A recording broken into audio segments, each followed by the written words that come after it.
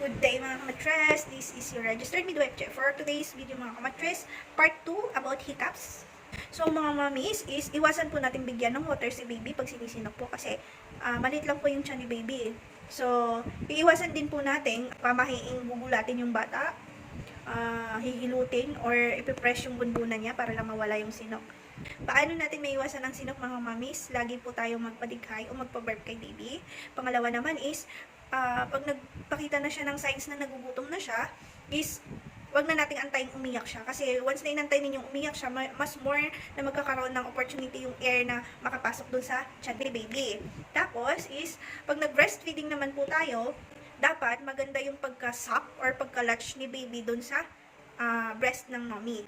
Ano bang proper breastfeeding? So, mga mommies, dapat walang tunog yung pagdedede ni baby. Tapos, iwasan po nating ma-overfeeding ang inyong baby mga mami. Yun po ang 4 steps na gagawin natin para maiwasang sinukin ang inyong baby.